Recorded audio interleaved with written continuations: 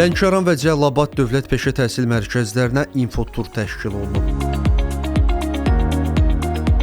İnfoturda Elm və Təhsil Nazirinin müavini Kənan Kərimzadə, Nazirliyin aidiyyatı struktur bölmələrinin əməkdaşları, jurnalist və blogerlər iştirak ediblər. İlk olaraq Lənkəran Dövlət Peşə Təhsil Mərkəzində olan qonaqlara maddi-texniki baza və tədris mühiti barədə ətraflı məlumat verilib. Bildirilib ki, cari tədris ilində mərkəzdə 42 ixtisas üzrə 55 qrupda 962 tələbə təhsil alır. Müəssisədə turizm, kənd təsərrüfatı, sənaye, xidmət, IT texnologiyaları və alternativ enerji istiqamətləri üzrə kadr hazırlığı həyata keçirilir. Elektrik və hibrid avtomobillərinin texniki qulluğu, kiber təhlükəsizlik kimi bir çox müasir ixtisasların tədrisi diqqət çəkib.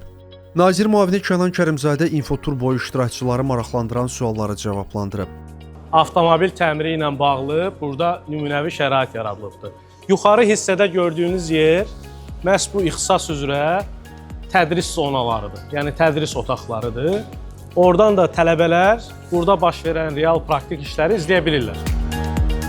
Daha sonra bitkiçilik, bərbər, geyim üzrə dizayner, aşpaz, qənnatçı və digər ixtisaslar üzrə tələbələrin praktiki məşğələləri nümayiş etdirilib. Xüsusilə regionlarda peşə təhsilinin əhəmiyyəti barədə Elm və Təhsil Nazirinin müavini Kənan Kərimzadə bildirdi ki, növbəti 4 ildə 21 yeni peşə təhsili mərkəzi tikiləcək. 2 peşə təhsil müəssisəsi isə əsaslı formada təmir olunacaq.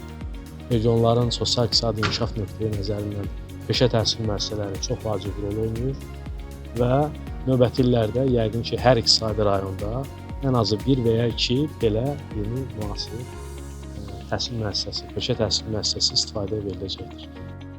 İnfotur çərçivəsində Elm və Təhsil Nazirinin müavini Kənan Kərimzadə tərəfindən regionlarda peşə təhsili imkanlar və perspektivlər mövzusunda təqdimat edilib.